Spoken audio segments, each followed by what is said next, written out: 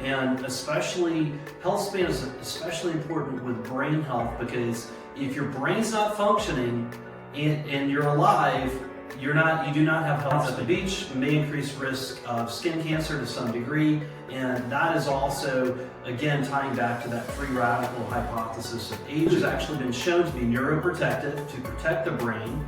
It may also improve mood in some situations by increasing dopamine and serotonin in the brain. Hey guys, Dr. Brian Anderson here. I hope that you are doing well. Today I'd like to talk about free radicals and mitochondrial health. And you've been hearing about mitochondria probably for a while. And mitochondria are the powerhouses inside of our cells, and they power our cells. And mitochondria are almost every cell type. But the cell type we're going to focus on today has to do with brain cells. And so we do know that Harman in about 1956 published the first hypothesis about free radicals. And free radicals are everywhere. And so what free radicals are unstable electrons in the outer orbit of an atom. And so these free radicals, these unpaired electrons, can interact with our cells and lead to cell damage and cell death. And so mitochondria are particularly affected by these because they are responsible for generating so much power in the cell. So we do know that free radicals affect our brains. And as you may know, over 7 million Americans are currently affected by dementia. And there are various types of dementia. But one thing the neurologists are clear on is that neuroinflammation, or inflammation of the brain, is becoming more and more of a problem. So what can we do to ensure that our brains are healthy as we age? So a whole host of things, I'm going to run through those, but we also talk about this concept of health span when we talk about brain health.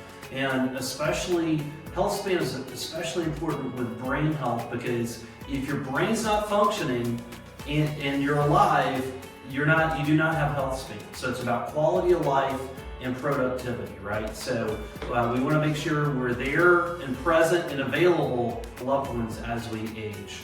So a couple of things that we can do to help protect our brains are, first off, to limit free radical exposure to begin with.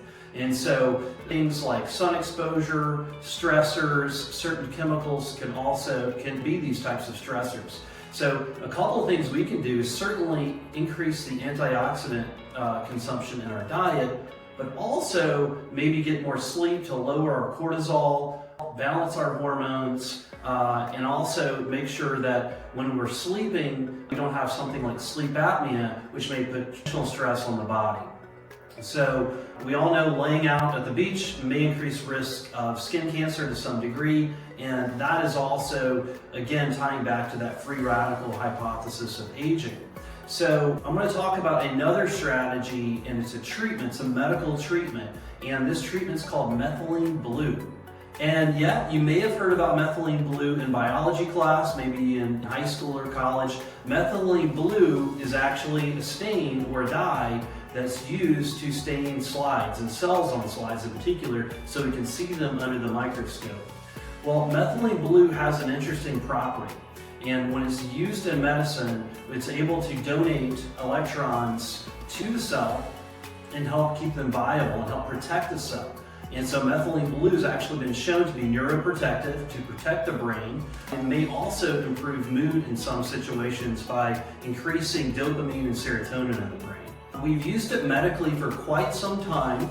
It is not FDA approved for cognitive health or performance enhancing purposes, but it has been approved for things like carbon monoxide poisoning. And we've been using that for many, many years safely in the hospital setting. So methylene blue, usually in an outpatient setting, is administered orally, so it's a convenient oral capsule, but the dosing usually starts at 25 milligrams. And again, the information that I'm talking about today is not to be used as formal medical advice, and speak with your healthcare provider for starting or stopping any treatment. But a typical starting dose of methylene blue would be 25 milligrams. And one would want to obtain this from a pharmacy that is licensed and has been tested. There are some methylene blue products on the market. We're unsure of the source, We don't know the quality. We don't know if it has additional things in it that may be harmful or even toxic. So I would certainly recommend speaking with a physician that understands the pros and cons of Methylene Blue, but also someone that's knowledgeable about the pharmacy side of it, so that if you decide to make the decision to start it, that you're on the right treatment.